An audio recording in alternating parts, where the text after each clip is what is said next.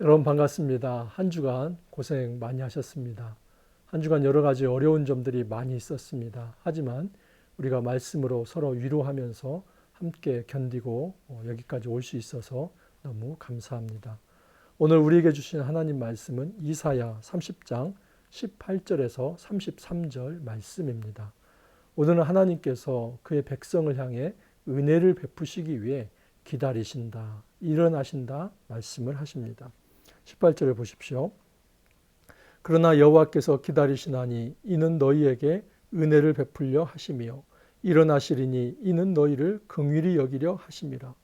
대저 여호와는 정의의 하나님이심이라. 그를 기다리는 자마다 복이 있도다. 시온에 거주하며 예루살렘에 거주하는 백성아, 너는 다시 통곡하지 아니할 것이라. 그가 내 부르짖는 소리로 말미암아 내게 은혜를 베푸시되 그가 들으실 때에 내게 응답하시리라. 우리 하나님께서 기다리십니다. 기다리시는 이유는 은혜를 베푸시기 위해서입니다. 우리 하나님께서 일어나십니다. 일어나시는 이유는 긍휼을 베푸시기 위해서입니다. 우리 하나님께서는 환난 가운데 있는 그의 백성을 한 번도 잊어본 적이 없습니다. 그 백성의 고통의 소리를 하나님께서는 잊어본 적이 없습니다. 그 백성을 만나시기 위해서, 그 백성에게 은혜를 주시기 위해서 우리 하나님께서 기다리신다라고 말씀을 하십니다. 여러분, 이처럼 하나님께서 우리 백성을, 정말 우리 부족한 자를 기다리신다고 하는데, 이런 하나님의 백성이 그 하나님의 은혜에 어떻게 반응을 해야 하는가? 여러분, 우리도 하나님을 기다려야만 합니다. 대저 여호와는 정의 하나님이시라. 그를 기다리는 자마다 복이 있도다. 하나님께서 우리를 기다리면서 우리를 향해서 다가오려고 할 때 우리 역시도 하나님을 기다리면서 주님을 만나기를 원하고 원하는 그 마음을 갖는 것, 이것이 바로 신앙입니다. 여러분, 신앙생활은 하나님의 기다림과 우리의 기다림이 서로 만나는 것입니다. 마치 연인이, 서로 사랑하는 여인이 정말 만나기를 원하고 기다리면서 그 만났을 때에 사랑의 교제를 나누듯이, 이 신앙생활이라고 하는 것은 하나님께서 우리를 기다리고 우리가 하나님을 기다려서 그 하나님과 깊은 교제를 나누는 것, 그것이 바로 신앙생활입니다. 여러분, 이것이 바로 하나님의 은혜이죠. 하나님의 은혜는 억눌리고 약하고 말 못하고 억울하고 힘없는 그 사람들에게 가서 그 신음소리를 들으시는 것이 하나님의 은혜입니다. 20절을 보시면, 주께서 너희에게 환난의 떡과 고생의 물을 주시나 내 스승은 다시 숨기지 아니하시리니 내 눈이 스승을 볼 것이며. 환난의 떡과 고생의 물은 우리식으로 말하면 꽁보리밥, 이런 말입니다. 여러분, 지금은 이 꽁보리밥 이제 건강식품이죠. 그러나 예전에는 이 꽁보리밥 하면 어떤 대명사이냐면 교도소에서 먹는 음식, 그렇게 말을 했습니다. 마찬가지로 환난의 떡, 고생의 물 하면은 그 지하 감옥에 가서 그 감옥 안에 있는 죄수들이 먹는 그런 음식입니다. 이거 어떻게 상징하냐면, 이스라엘 백성이 포로로 끌려가서 어려움을 당한다 할지라도 그 포로의 상황 속에서도 하나님께서 그들에게 함께 하시고 그들에게 다가오시고 그들에게 스승이 되어주시겠다라고 말씀을 합니다. 여기 스승은 하나님을 상징합니다. 그렇다면 우리는 어떤 존재입니까? 제자이지요. 하나님의 백성은 제자입니다. 하나님이 우리의 진정한 스승이고 우리를 가르치시는 분이고 인도하시는 분입니다. 예전에 스승과 제자의 관계는 도제식 교육이었습니다. 스승이 가는 곳에 따라가고, 스승이 머무르는 곳에 머무르고, 스승이 먹을 때 먹고, 스승이 잘 때 자면서 그 스승 옆에서 스승이 하는 말과 행동을 보면서 배우는 그런 존재가 제자였습니다. 여러분, 하나님께서 다시 그의 백성을 향해 내가 너희의 스승이 되어주겠다, 그래서 너희 삶을 인도하겠다라고 말씀을 하십니다. 이것이 바로 하나님의 은혜입니다. 내 귀에 들려 이르기를 이것이 바른 길이니 너희는 이리로 가라 할 것이며. 우리 하나님께서 바른 길로 우리를 인도하신다고 합니다. 우리 하나님께서 너희가 오른쪽으로 치우치든지 왼쪽으로 치우치든지 내 뒤에서 말소리가 내 귀에 들려 이르기를, 너희가 오른쪽으로 치우치든지 왼쪽으로 치우치든지 하나님께서 바른 길을 제시하면서 그 길로 인도해 가실 것이다.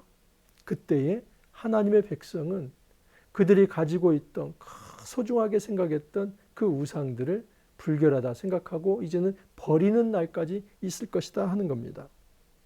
너희가 너희 조각한 우상에 입힌 은과 부어 만든 우상에 올린 금을 더럽게 하여 불결한 물건을 던진같이 던지며 이르기를 나가라 하리라.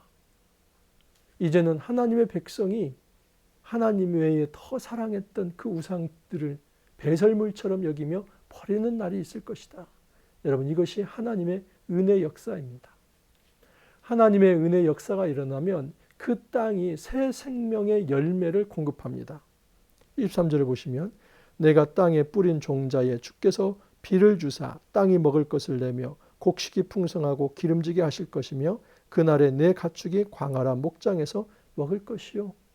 우리 하나님께서 은혜를 베푸시면 그 땅이 기름져서 그곳에서 곡식들을 내고 또 어떤 초목을 내어서 생축이 살아나고 또 하나님의 백성도 새 생명으로 다시 살아날 것이다. 이렇게 말씀을 하십니다.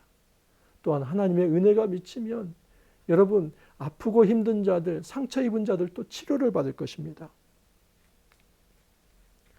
여호와께서 자기 백성의 상처를 싸매시며 그들의 맞은 자를 고치시는 날에는 달빛은 햇빛 같겠고 햇빛은 7배가 되어 7날의 빛과 같으리라.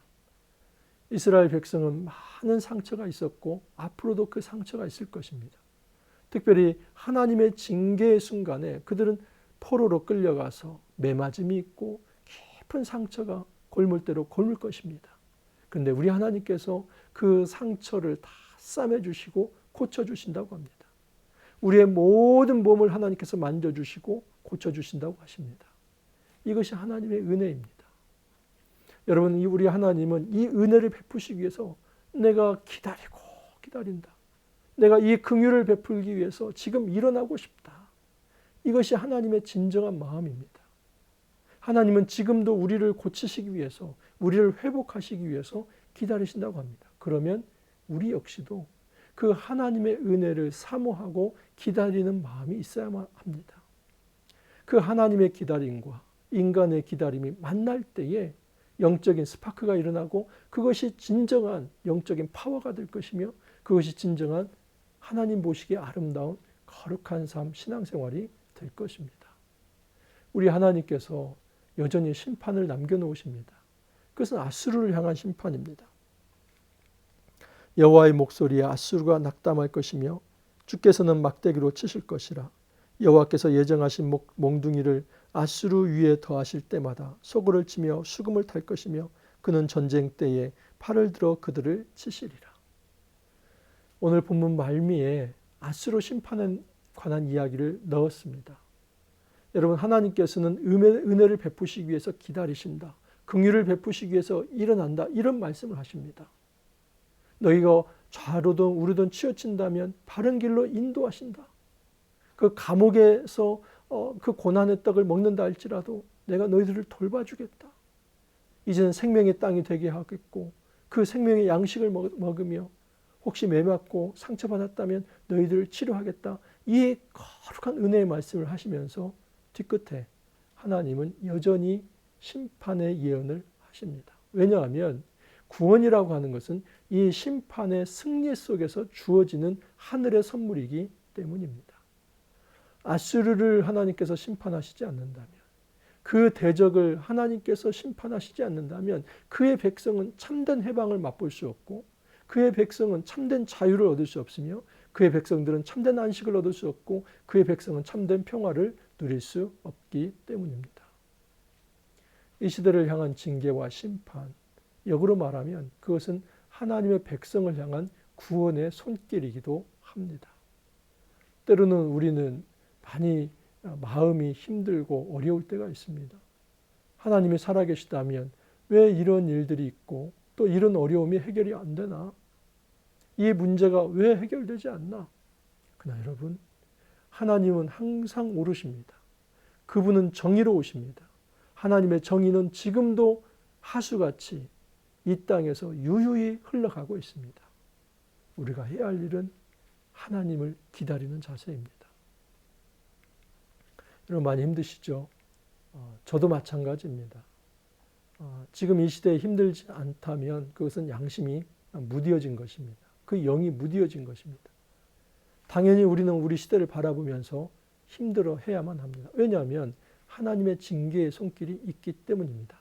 하지만 그럼에도 불구하고 우리가 기억해야 할 것은 하나님이 이처럼 징계의 손을 드시는 것은 하나님의 백성을 기다리기 위함이다. 하나님의 백성을 치료하기 위해서 일어나시기 위함이다. 그렇다면 우리는 그 하나님의 은혜를 기억하면서 주님을 기다릴 줄 알아야만 합니다. 오늘 너무나 중요한 말씀, 또 은혜의 말씀을 주셨습니다. 한 주를 마감하면서 하나님께서 여전히 우리를 참고 기다리신다는 메시지를 주셨고, 또 우리가 하나님을 기다린다면 만나주시겠다는 그런 메시지를 주셨습니다. 어렵고 힘들지만 이 메시지를 붙들고 우리 하나님께 나아가서 주님과 깊은 만남을 가지고 회복의 역사, 치유의 역사, 진정한 생명의 역사가 일어나기를 간절히 소망합니다. 함께 기도합니다.